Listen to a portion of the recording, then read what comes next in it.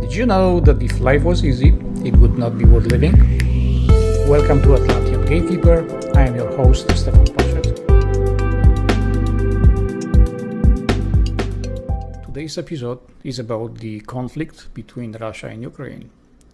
And I will only cover the parts that are visible, the external things, because everything we see, every manifestation is a mind product. Yes, every physical object in our reality is a product of a mind. Everything just comes and goes. Every civilization, every star, every human body, every human life is a cyclical event. Nothing lives forever. We only come, we experience life, we go, we have to die if we want to live and have another episode. Same thing is with war. War is a precursor of peace, and I will only briefly describe all the moving parts, and we will move then in future episodes to look deeply in what is behind the scene. What are the elements, what are the triggers causing such atrocity like the conflict in Ukraine or senseless killing of those people in Palestine. Before we continue, I will play you a short clip from interview that was done with Mr. Chomsky. The world is now very much divided on this. That's what the news is about. Almost the entire, outside of Europe, the United States, England, the US allies, most of the world is calling for a diplomatic settlement to try to end the horrors before they get even worse. The United States position is different. US position is formal position. The war must continue in order to severely weaken Russia. Well, the world is split on this. And it shows up in the framework of unipolar versus multipolar global organization. One effect of Putin's criminal invasion of Ukraine has been to end, at least temporarily, talk of an independent Europe. It's driven Europe completely under the control of the United States. So it's much to its detriment, it's suffering, going into industrial decline because of this, may continue. As you can see, everything Mr. Chomsky is saying here is that you have a link below the video to watch the whole episode if you want. I am not encouraging you to get too much attached to stuff like that, because this is only something that is only on the outside. This is a noise that should not be of your interest. Just watch this to have a deeper understanding of what is going on. He's right on the money. Many people will disagree with him, but I support him 100%. As you can see from what he's saying, there is a problem. Everything is connected to money. The biggest profit makers are weapon makers. That's why war is very profitable. You know that already. You remember the Vietnam War, World War I, World War II, then you remember the 9/11, the self-inflicting wound that made many security companies rich beyond anybody's imagination. So you understand that. Russia, especially Putin, he's a very smart guy. He understands that what the NATO and allies doing is trying to suffocate him. They want to limit his access to Baltic Sea. They want to limit his access to Black Sea because he is trading with other parts of the world, Africa, with China, with India, and with Middle East, with European countries. And that's why he understood. He's very smart. He's a great leader if it comes to very calm, very far looking into the future. He understands the social behavior. He understands the human psyche. He understands that whatever the adversaries are doing is simply a slow progressive suffocation, and he could not wait until any longer. His attack on Ukraine was just the warning sign, sending a message to everyone, look, folks, I am not going to allow that to happen. Let's sit down and make some resolution, find some solution to that. I want to have Europe as a trading partners. I want Ukraine to be my trading partner as well. With Ukraine, there is a standing issue with all other neighbors. The Ukraine is a new country. Before they were not a country, they were under different kingdoms, and they have plenty of issues. The recent conflicts, they are brewing there for more than 100 years. There's a lots of fractions of very extremist groups. Neo-fascist is growing. As you know, Azov is the military guy. You know the background, go check.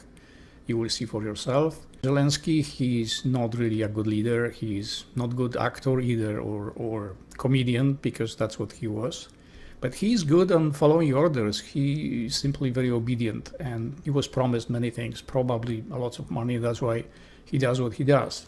Under his regime, lots of people are in jail. There are like hundreds of thousands of people in Ukraine that they are rotting in jails. The other thing is, you can see that so many young men got free pass to Germany, to Poland, to Canada. They simply escape. And now I heard from someone from that region that the soldiers are just quitting. They are deserting because they don't want to fight that war. They know that that war is going nowhere. By what you heard in the video with Mr. Chomsky, you understand that this war is designed to last for decades, to bleed the Europe completely, exhaust funding, exhaust all the resources. That was the plan for former Yugoslavia. It was, as you know, it was the NATO who made this conflict over there and resolved the conflict over there. You do understand that there is a Radio Free Europe that is funded by intelligence world, because they live from that. They are making huge money. They are spending billions of dollars on spreading propaganda or misinformation to just cause problems. At least that's the word on the street. That's the speculation. I don't want to go deeper into that because I don't really care. Massive migration of people, especially young ones, towards the west, like Germany and Poland and other parts, is causing a lot of rifts, a lot of tensions. There are conflicts brewing, and this is not going to go very well. However, I wish for the Ukrainian people that they overturn this ridiculous government of Zelensky and the dictatorship of Azov and pick a leader that can take them to much more peaceful times. Although it looks like it isn't in the cards yet. This region is going to be tormented by serious violence. I mean, really serious violence. Groups that are motivated by fascism, neo-Nazis, they are not only in Ukraine, they are in Poland, they are in Germany, they are in the former Yugoslavia, they are cooperating together. They are getting black budget, they are getting weapons to cause a lot of destruction, to cause a lot of damage, conflicts. This is deliberate because it is all about to weaken the system, break the system, make the Europe vulnerable and fall into the hands of the people which are behind NATO. They want to have absolute control over the whole thing.